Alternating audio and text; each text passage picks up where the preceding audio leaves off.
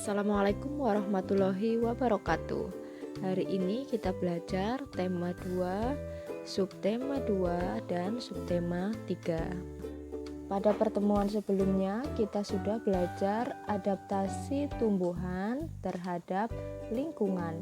Nah, pada pertemuan kali ini kita akan belajar adaptasi hewan terhadap lingkungan serta manfaat adaptasi bagi manusia dan lingkungan. Hewan melakukan adaptasi diantaranya memiliki tujuan sebagai berikut. Yang pertama yaitu untuk memenuhi kebutuhan hidup, contohnya adalah air dan makanan. Yang kedua, mengatasi kondisi lingkungan yang ekstrim, misalnya lingkungan yang sangat panas, dingin, atau kering. Yang ketiga, untuk melindungi diri dari pemangsa. Jenis makanan hewan juga mempengaruhi cara penyesuaian diri hewan tersebut. Di sini kamu lihat struktur gigi pada buaya. Buaya termasuk hewan karnivora. Oleh karena itu, susunan giginya merupakan gigi taring. Berbeda dengan hewan herbivora. Struktur gigi hewan herbivora adalah gigi seri, sedangkan untuk omnivora itu terdiri dari gigi seri dan gigi geraham. Selanjutnya, penyesuaian diri bentuk paruh terhadap jenis makanan. Di sini kamu lihat bebek. Bebek memiliki paruh berbentuk sudu atau pipih dan memanjang. Fungsinya untuk memudahkan mencari makan di lumpur. Ya. Kemudian contoh lain itu burung kolibri. Burung kolibri memiliki paruh yang lancip dan panjang untuk menghisap nektar. Selanjutnya, penyesuaian bentuk kaki. Kaki burung pemakan daging bentuknya kokoh dan memiliki kuku yang tajam. Fungsinya adalah untuk mencengkeram mangsa dan merobek makanan. Contohnya di sini adalah burung elang. Contoh lain adalah bebek. Bebek memiliki kaki berselaput yang berfungsi untuk berenang atau mencari makan di lumpur. Kemudian ada jenis kaki ayam yang berfungsi untuk mengais makanan. Kemudian kaki burung pelatuk yang berfungsi untuk memanjat pohon. Penyesuaian bentuk mulut pada serangga. Di sini kamu lihat ada gambar kupu-kupu.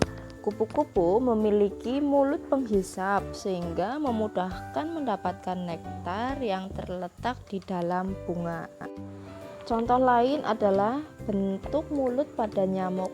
Nyamuk memiliki mulut yang lancip dan panjang, fungsinya untuk menusuk dan menghisap darah atau nektar.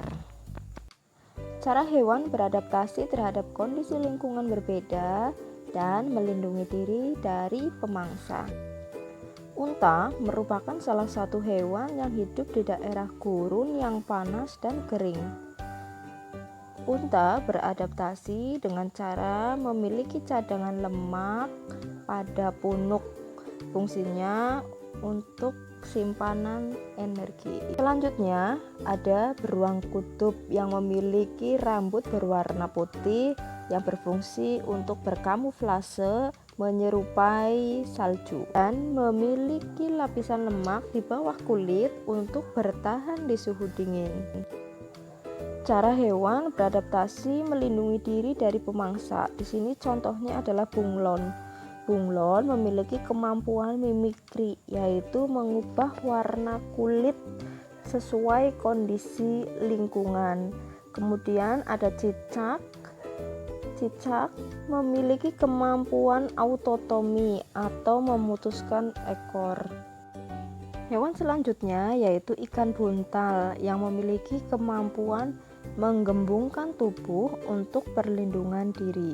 Selain itu, ikan ini juga memiliki duri yang beracun pada seluruh tubuhnya untuk melindungi diri dari pemangsa. Selanjutnya kita masuk ke subtema 3. Di subtema 3 ini kita akan belajar manfaat adaptasi makhluk hidup bagi manusia dan lingkungan. Manfaat tumbuhan bagi manusia dan lingkungan. Di sini contohnya adalah lidah buaya. Lidah buaya memiliki habitat di daerah yang kering, dan lidah buaya ini dimanfaatkan untuk menyerap polusi udara. Sedangkan daging buahnya dapat dimanfaatkan manusia untuk bahan kosmetik. Selanjutnya yaitu tanaman bakau. Bakau ini hidup di daerah pantai. Tumbuhan bakau memiliki akar tunjang yang berfungsi untuk menahan tumbuhan dari terjangan ombak. Nah, untuk manusia berfungsi sebagai penahan gelombang besar atau tsunami. Manfaat hewan bagi manusia dan lingkungan. Di sini contohnya adalah cacing. Cacing menghasilkan kotoran yang dapat membuat tanah menjadi subur.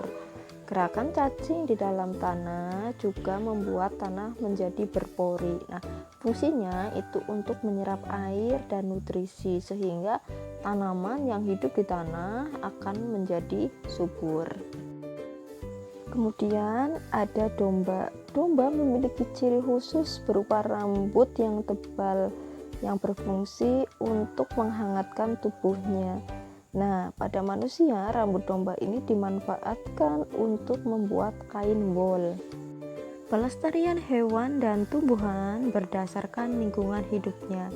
Di sini contohnya adalah tanaman Rafflesia arnoldi. Nah, tumbuhan ini merupakan tumbuhan yang langka.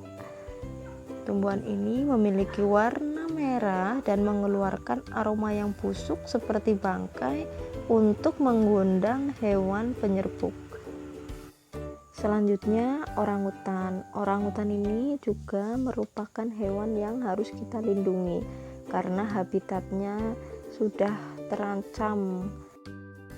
Hewan yang harus dilestarikan selanjutnya yaitu gajah Sumatera. Gajah Sumatera termasuk hewan langka karena jumlahnya yang semakin menurun. Faktor penyebabnya antara lain karena perburuan, berubahnya fungsi hutan menjadi pemukiman dan perkebunan, serta proses perkembangbiakan gajah yang sangat lama. Masa mengandungnya mencapai waktu 22 bulan. Nah, sekian penjelasan dari Bu Indri. Apakah kalian sudah paham? Jika kalian belum paham, silahkan ulangi lagi videonya dari depan. Jika kalian ingin bertanya, silahkan kalian hubungi Bu Indri lewat WA. Wassalamualaikum warahmatullahi wabarakatuh. Selamat belajar.